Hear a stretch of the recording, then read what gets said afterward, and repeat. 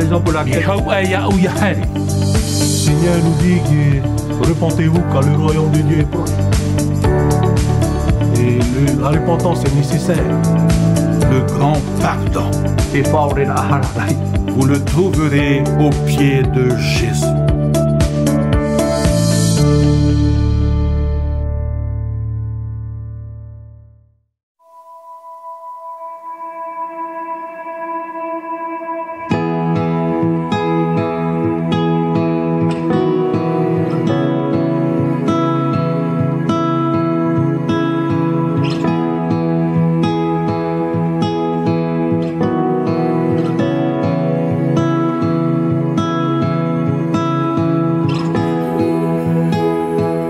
Bonjour. Oui, alors je m'appelle Teraï Mouké, j'ai 33 ans. Je suis originaire de Hivaoa, les îles Marquises, et je vis actuellement en France, en province. Et j'ai 3 enfants.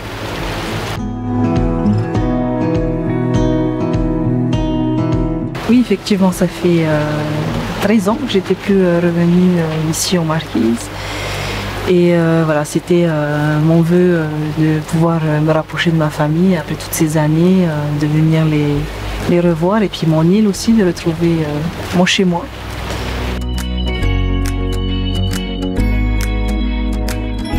Ouf, tout en même temps. J'ai de la joie, j'ai de la peine de repartir, malgré que je suis quand même restée 7 mois ici. Et oui, beaucoup de joie de les revoir, de revoir mon île et mes amis aussi également.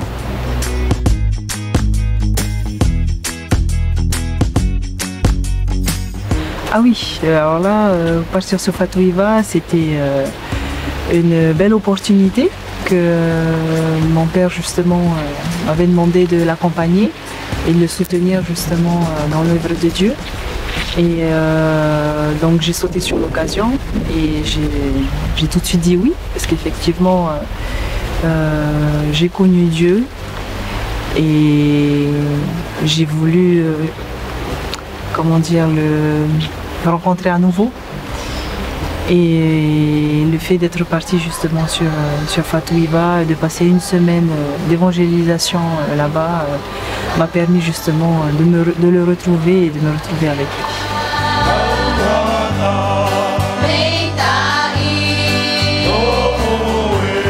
Oui, nous étions quand même une dizaine à partir sur Fatou Hiva, et nous nous connaissons tous. Et donc c'est l'occasion justement de se rapprocher aussi ensemble.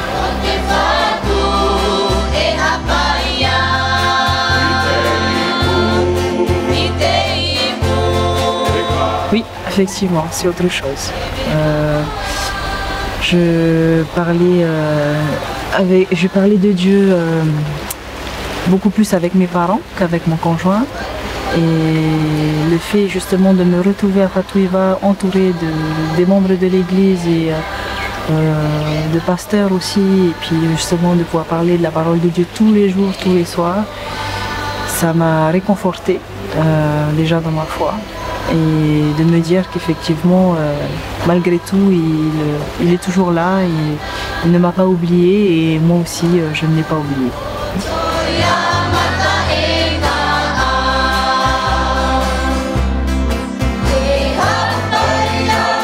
J'espère aussi grande que ce que j'ai vécu sur Fatou Hiva, et je compte effectivement passer beaucoup plus de moments aussi avec mes enfants par rapport à la parole de Dieu.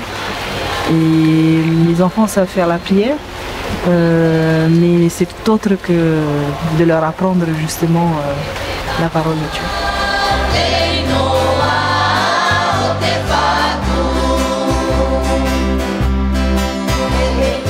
M'installer définitivement en France, non, ça c'est sûr, mais pourquoi pas revenir si effectivement un projet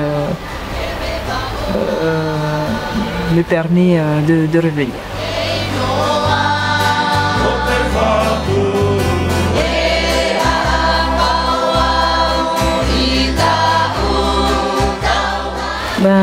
je leur souhaite de toujours croire en Dieu et de ne pas lâcher. Et que malgré tout, malgré l'éloignement, malgré la distance avec la famille, l'île, Dieu sera toujours là, partout où nous allons, partout. Voilà.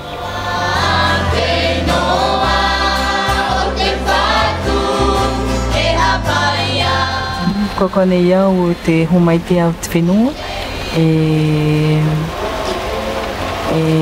ae o tuhaa, ia o tou, ia o tu pautu, papa, mama e au te ii. Koutou nui, vai e nui.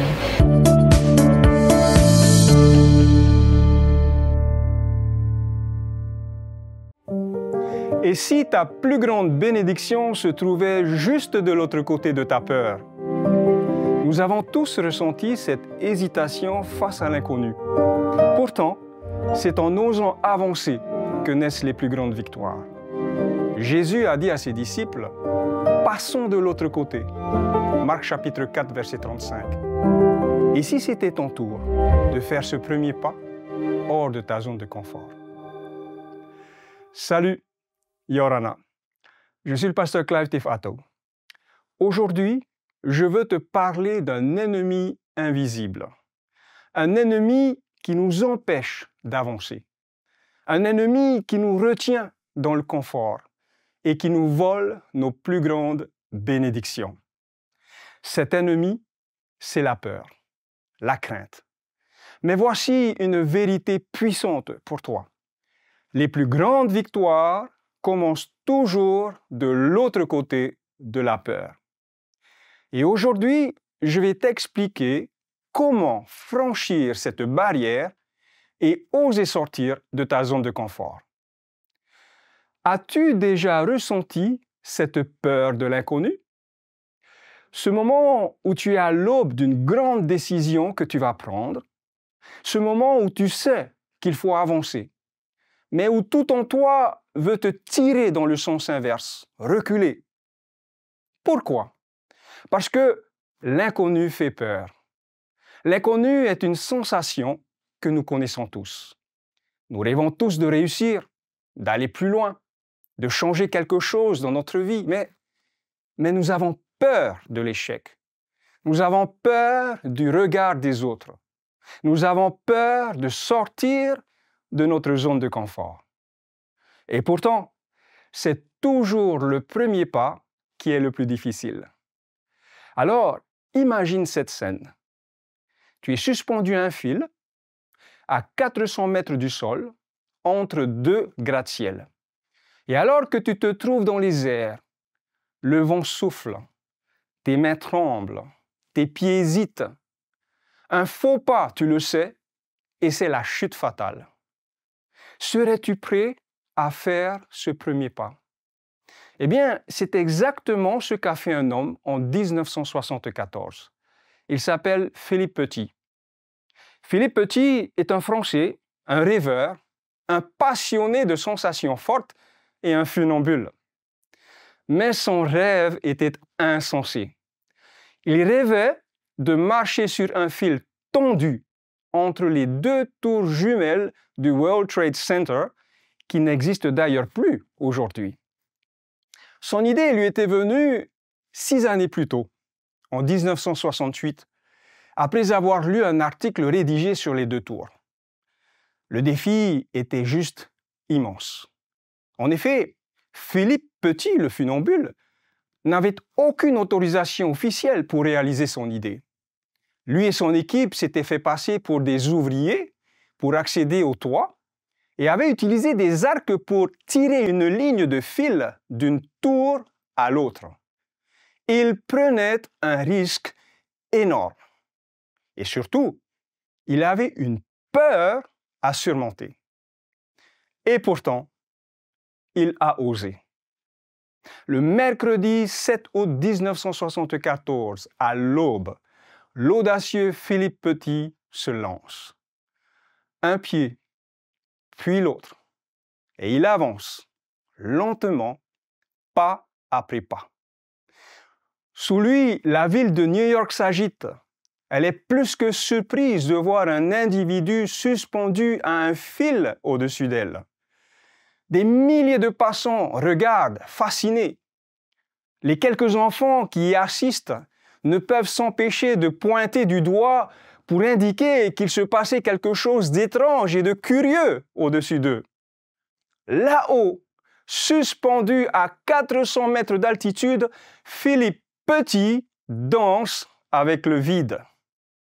Il marche, il s'arrête, il salue la foule en contrebas. Il s'assoit même sur son fil. Puis, il se relève. Il fait des allers-retours entre les deux tours pendant 45 minutes. Et après 45 minutes, il rejoint l'autre tour jumelle. Il l'a fait. Philippe Petit l'a fait. Il a réussi à joindre les deux tours par un fil sur lequel il s'est mis à marcher. Mais ce qui est fascinant, ce n'est pas le fait qu'il ait réussi. Ce qui est fascinant, c'est le tout premier pas qu'il a osé faire. Parce que sans ce premier pas, rien ne serait arrivé. C'est exactement ce que Jésus a demandé à ses disciples dans Marc chapitre 4. En effet, Jésus, dans ce chapitre-là, prend le temps d'enseigner en parabole. Dans ce chapitre, Jésus utilise la parabole du semeur. Il va parler de la lampe qu'on ne met pas sous le boisseau. Il parle de la croissance du royaume de Dieu. Et au verset 35 de Marc chapitre 4, nous lisons ceci. « Ce même jour, sur le soir, Jésus leur dit, « Passons de l'autre côté. » Nous avons tous des rêves, des aspirations, des défis à relever, des projets à réaliser. Mais combien d'entre nous sommes restés figés au moment de prendre une grande décision? Qu'est-ce qui nous retient? Qu'est-ce qui nous bloque? Qu'est-ce qui nous empêche d'avancer? Bien souvent, c'est la peur, la crainte. Et cette peur se manifeste de plusieurs manières. En effet, tout d'abord, il y a la peur de l'échec. Combien d'entre nous avons déjà dit « Et si je me trompais? Et si je perdais tout? Et si ça ne marchait pas?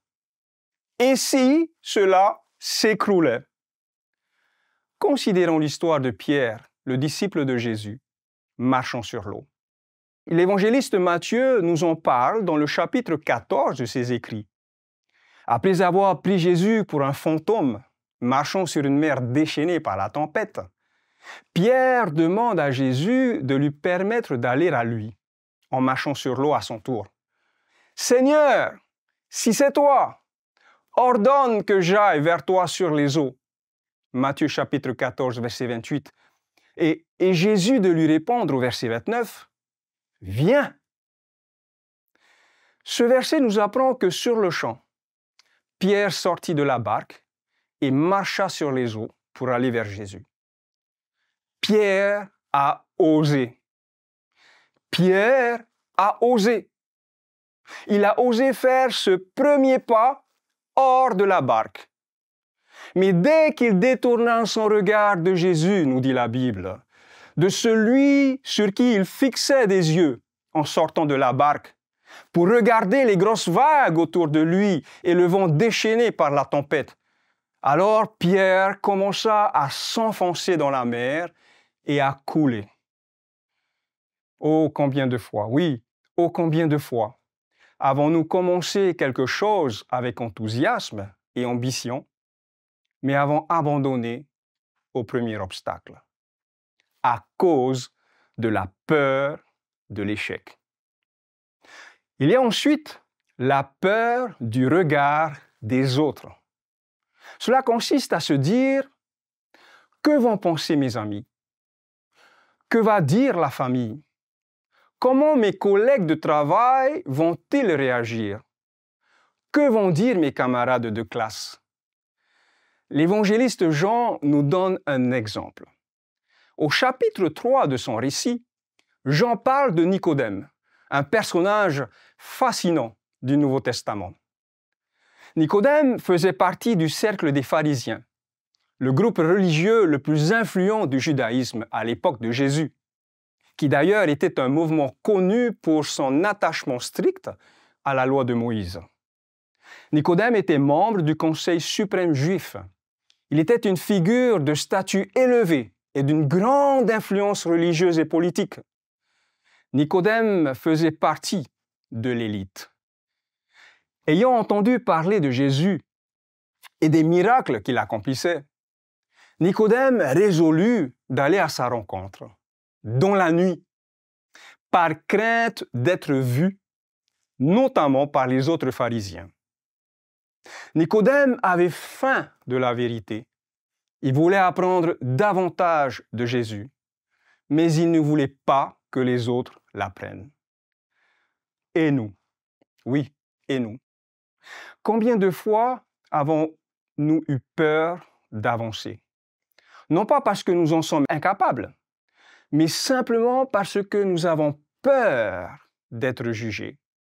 Nous avons peur du regard des autres, de ce qu'ils vont penser, de ce qu'ils vont dire, en plus d'avoir peur de l'échec. Et enfin, il y a la peur de l'inconnu. L'inconnu nous effraie.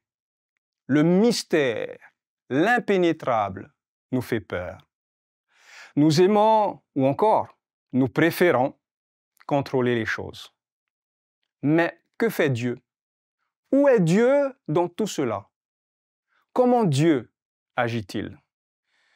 Laisse-moi te dire, cher ami, que dans tout cela, Dieu nous invite, toi et moi, à avancer en pleine confiance, à marcher par la foi et non par la vue. Abraham, un autre personnage de la Bible tout aussi fascinant que Nicodème, a dû tout quitter quand Dieu l'a appelé à partir de son pays, à tout renoncer, à se détacher de sa terre natale sans savoir où il allait. Et la seule assurance qu'il détenait était une promesse, celle que nous lisons dans le livre de la Genèse au chapitre 12, versets 2 et verset 3. « Je ferai de toi une grande nation et je te bénirai. Je rendrai ton nom grand et tu seras une source de bénédiction. Je bénirai ceux qui te béniront et je maudirai ceux qui te maudiront. Et toutes les familles de la terre seront bénies en toi. » Quelle promesse! Quelle promesse! Voilà une véritable promesse. Et si aujourd'hui, Dieu te disait, quitte ta barque, viens, passe de l'autre côté, comme il avait dit à ses disciples, ou bien quitte ta vie actuelle pour une toute nouvelle que je te propose, telle qu'il avait dit à Abraham, pour une vie que tu ne connais pas, seulement fais-moi confiance. Jésus lui-même est l'exemple parfait du courage. Il n'a jamais laissé la peur l'arrêter. Quand il dit à ses disciples « Passons de l'autre côté », les disciples lui obéissent. Seulement, une tempête éclate. Le vent hurle, les vagues frappent la barque et Jésus, il dort. Jésus dort. Pourquoi? Eh bien, comment cela se fait-il que Jésus dort? Parce que Jésus sait où il va. Il est tranquille. Mais quand ils arrivent à destination, quand ils atteignent l'autre rive, c'est encore pire. C'est plus que la tempête. En effet, ils sont accueillis par un homme possédé d'un esprit impur, nous indique l'évangéliste Marc au chapitre 5 de son récit et au verset 2. Et à cause de cela, cet homme était rejeté de tous parce qu'il faisait peur. Faisait peur? Pas étonnant. Luc, dans son récit, nous informe que l'individu était possédé d'une légion de démons, ce qui correspondrait à environ entre 4000 et 6000 démons, tous concentrés dans une seule personne, Mais en un instant, Jésus le libère. Et il retrouve toute sa raison. Les habitants de la ville auraient dû être reconnaissants, mais ils ont eu peur. Ils demandent alors à Jésus de partir. De toute évidence, ce n'était pas le succès attendu par les disciples. Apparemment, la libération du démoniaque des puissances ténébreuses avait peu impressionné, voire pas du tout réjoui l'ensemble du village, car leur intention s'était davantage portée sur le troupeau de cochons qu'ils venaient de perdre, une réelle perte économique mettant en péril la subsistance du village. Mais quelques mois plus tard, quand Jésus revient dans ce village même, c'est une foule immense qui l'attend. Pourquoi? Parce que le démoniaque libéré avait osé témoigner de son expérience. Cet homme, autrefois enchaîné, était devenu missionnaire. Alors, comment fait-on? Comment fait-on pour avancer malgré la peur ou la crainte? D'abord, fixe tes yeux sur la mission. Fixe tes yeux sur le but que tu te donnes et non sur la peur. Si Philippe Petit, le funambule, avait regardé en bas, il aurait probablement chuté. Si Pierre avait gardé les yeux fixés sur Jésus, il aurait continué de marcher sur la mer sans s'enfoncer. Alors, garde les yeux fixés sur le but, sur ton but que tu t'es donné à atteindre. Ensuite, fais confiance à Dieu. Oui, fais-lui confiance, car c'est lui qui t'équipe. Moïse pensait qu'il était incapable de se présenter devant le Pharaon au nom de Dieu l'Éternel. Mais Dieu lui a donné tout ce dont il avait besoin. Dieu a comblé ses manques. Il l'a fait par sa présence à ses côtés, par l'autorité qu'il lui a conférée, par des miracles et des signes accomplis, par l'aide d'Aaron, frère de Moïse, en tant que porte-parole, par sa puissance divine pour vaincre Pharaon, par une vision et par des instructions claires de la mission qu'il avait à accomplir. Dieu ne choisit pas les personnes qualifiées, mais il qualifie ceux qu'il choisit. Fais confiance à Dieu, car c'est lui qui t'équipe. Ensuite, et enfin, passe à l'action. Oui, passe à l'action même par petits pas. Tu n'as pas besoin de tout faire d'un coup. Juste un premier pas, puis un autre, et encore un autre. Et ainsi de suite sans te détourner du but final à atteindre. Nous avons parlé de Philippe Petit, cet homme qui a osé marcher sur un fil entre les tours jumelles du World Trade Center. Nous avons parlé de Pierre, le disciple de Jésus, qui a osé marcher sur l'eau mais qui a commencé à s'enfoncer quand il a regardé la tempête au lieu de regarder Jésus. Nous avons vu comment Jésus a dit aux disciples « Passons de l'autre côté » et comment ce simple voyage a transformé d'abord la vie d'une personne, puis celle de toute une région. Et maintenant, il est temps de te poser la question. Qu'est-ce qui t'empêche aujourd'hui de passer de l'autre côté? De l'autre côté de la peur, de l'autre côté des excuses, de l'autre côté du doute, de l'autre côté du confort. Peut-être que Dieu te met à cœur une action à prendre. C'est peut-être une décision à laquelle tu penses depuis longtemps, mais que tu n'as jamais osé prendre. Peut-être que c'est d'oser agir. Oui, oser commencer quelque chose de nouveau. Un projet, une mission, un mystère. Oser pardonner quelqu'un, briser une chaîne d'amertume qui te retient. Oser sortir d'une situation toxique et faire confiance à Dieu pour la suite. Oser témoigner de ta foi à une personne proche. Oser te réconcilier avec Dieu et lui confier pleinement ta vie. Mais aujourd'hui, tu entends cet appel à faire écho en toi. Passe de l'autre côté. La question est simple. Vas-tu rester paralysé, immobilisé? Ou bien vas-tu avancer et passer de l'autre côté? Peut-être te dis-tu, je ne suis pas prêt. Et si ça ne marche pas? Et si je me trompe? Mais écoute-moi bien. Personne n'est jamais prêt. Personne ne sait exactement comment tout va se passer. Mais la différence entre ceux qui avancent et ceux qui restent bloqués, c'est le premier pas. Tu ne sauras jamais ce que Dieu peut faire pour toi et avec toi, tant que tu ne fais pas le premier pas. Mais souviens-toi, tu n'es pas seul. Jésus est là. Il est avec toi à chaque étape. Il est celui qui te tend la main, comme il l'a fait pour Pierre quand il a commencé à couler. Jésus ne t'appelle pas seulement à dépasser tes peurs et à avancer dans la vie. Il t'appelle à lui faire confiance, à lui remettre ton cœur, car il est le seul qui peut réellement te sauver. Jésus dit dans Jean chapitre 14, verset 6, « Je suis le chemin, la vérité et la vie. Nul ne vient au Père que par moi. » Aujourd'hui, Jésus t'invite à sortir de ta zone de confort, non seulement pour accomplir tes rêves, mais surtout pour marcher avec lui, car il est la vraie vie. Si tu n'as jamais pris cette décision ou si tu ressens l'appel à te rapprocher de Jésus, je t'encourage aujourd'hui à lui faire confiance. Prends ce moment pour prier avec moi et dire à Jésus, « Seigneur, Seigneur, je viens à toi tel que je suis. J'ai peur, j'ai des doutes, mais je veux te faire confiance. Je choisis aujourd'hui de sortir de ma zone de confort et de marcher avec toi. Je te remets ma vie, mon avenir, et je crois que tu es mon sauveur. Aide-moi à avancer avec foi. Amen. » Rappelle-toi de ceci, les plus grandes victoires commencent toujours par un premier pas.